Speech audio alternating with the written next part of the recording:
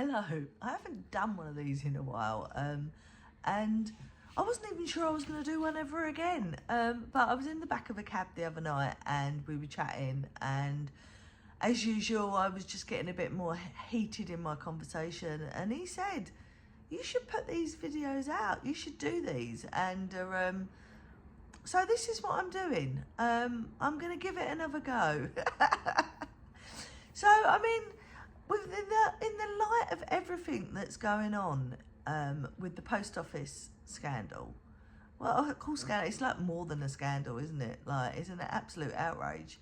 And what we have to remember in this, that I try to remind people of as much as I can, that if they hadn't have found 500 people that had all had this injustice done to them. So if it had been like 12 or, you know, even 350 that this had been done to, we wouldn't know about it. They needed the 500 people to get this to court. So does that mean that if there had been 350 and we would never have heard about it, they would have all got away with it? She wouldn't have been on the stand doing them crocodile tears this last week. I mean, and that's real injustice. That, you know, because injustice to one person, if it had happened to one person, if one person had taken their lives from what had happened to it, it would have been a huge injustice. And the reason I'm so passionate about injustices, and obviously I would have been because I had one done to me, and I know there's lots of other people. When this post office outrage came out, and we all watched it, I was contacted by lots of people that know my story and have got similar stories to me, to say this happens in lots of different walks of life, like normal people. We say about what we want, you know, the election's going on, but what we want is just normal working class or middle class, or any people that are living on that breadline. You know, we hear about that line all the time. We just want justice. We want proper justice. We want our justice systems to work for us. Now, if I was a millionaire, if I was an actress, and some photographs have been taken of me and they'd shown a bit of my cellulite, let's face it, there'll be lots of cellulite, not just a little bit, I could get awarded millions in damages for in breach of my privacy. But when it happens, like the post office injustice, or in my case, and in my family's case, we were part of a cover-up from social services, and if it hadn't have been for a whistleblower, I'd call them a whistleblower, it was an anonymous phone call at 9 o'clock at night, and I'll always be grateful for that person, because when that person made that phone call, they knew, I know that they must have been wrestling and not sleeping at night, because they knew that an injustice, a huge injustice, and children's safety was at risk, and they had to do something about that. So for that, and you know, it helped my family, but to know that there is people out there that will go against the grain because they know what's right. So basically, I'm not really going to go into my story, because lots of you already out there already know it. Maybe I will do on another video. But we were foster carers. We had a family living with us. It was a really high case. It was being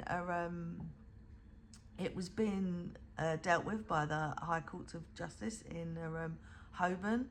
It was a huge case, and the children's solicitor had said that in all his practicing days, over 20 years, it was one of the top 3, I want to say violent cases, not violent cases, but worst cases that he had dealt with. And one day when we came home to a message on our answer machine to say that from social services to say that Dad was on his way to firebomb the property and he was going to shoot me and Paul through the head. Obviously, my first was just safety. I wasn't thinking about anything else than safety, and we were told to get out and we would be recompensated for any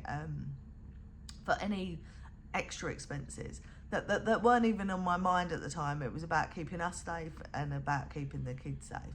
4 days later, we hadn't heard. We went and stayed at another property. Things had been heightening up for a little while, and we were getting worried about our safety. But social services kept assuring us that we were safe until this had happened. But we had had threats from other members of the family. But again, we were assured we were safe up until this point. 4 days later, no one had contacted us from social services, not at all. We didn't even look like that. These children were in their care, and they hadn't even phoned to see if the children were safe. We had no update. Cut a long story short, after a week, we were told we were safe to go back to our property. Even though by then we had had letters sent to us to our address, we were told it was safe to go back to our address. We took it of our opinion that we weren't safe to go back to that address, and was never safe to go back to our address. And obviously we wanted to know how social services, how the family had got our address. We were told that social services didn't know, and it was my fault. I had probably, out of contact, left a school book with our name and address or something in it that they could find us out. So the blame was put solely on me. It was me. I had caused this. And I knew I hadn't, but that's the blame. So it took us 4 years. We couldn't find anything. We ended up losing our house because we couldn't go back to it. It was a horrible 4 years. But the bottom line was we ended up adopting the children. It was a horrible court case that we were in danger. We had to be smuggled in to give our evidence and smuggle back out of the court again because our lives were still in danger.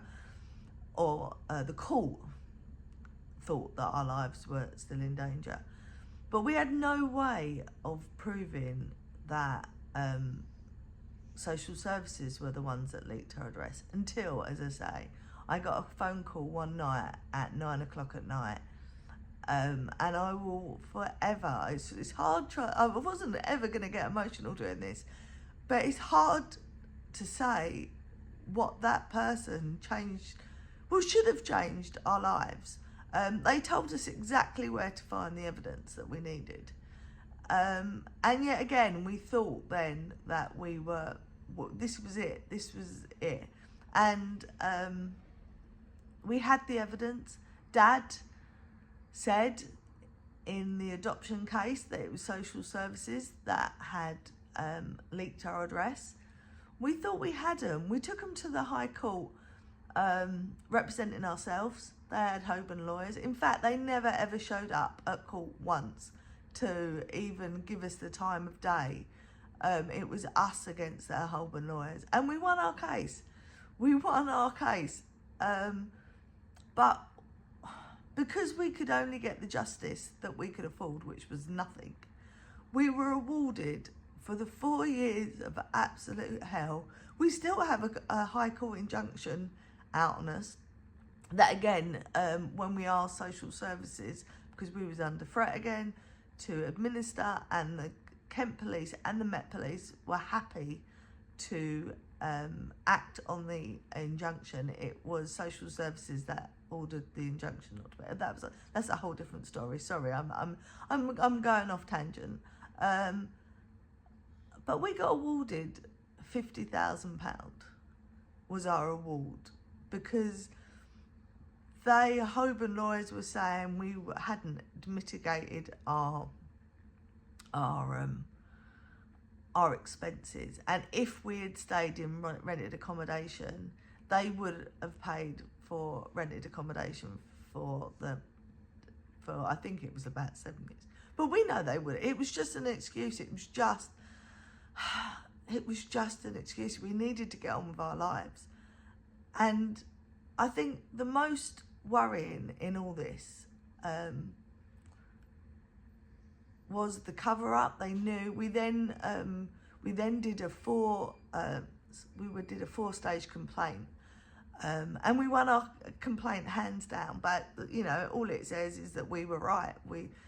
Our address was confidential, and that was the thing. One of their things in the court was that our address was not confidential, and we could prove that. So again, we thought they're perjuring themselves in court. We can prove it. We have the kids' guardian and their solicitor saying, and we have the proof in paper that our address was confidential.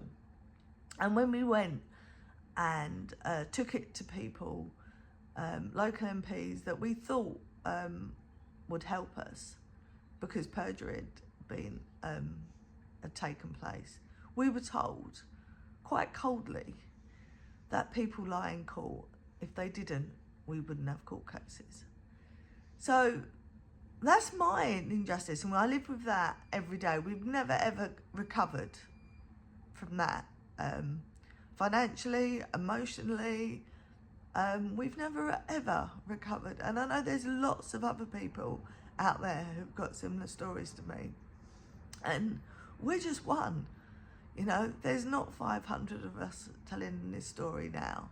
Don't get me wrong, I'm so glad that them 500 are hopefully getting the justice they deserve, and I think they should never stop fighting until they get that justice they deserve, because I know how much it takes from you, how much it just takes. It takes everything from you. Anyway, I just want to say, the thing of this rant is that until normal people get justice in this country, we can have fights we can have all these crusades and everything, but if justice, at the end of the day, if justice isn't given fairly and cover-ups are stopped, then we never move forward. We never move forward. We can fight for everything, but at the bottom line, we don't get justice, that's it. We know our place in society. Bye-bye.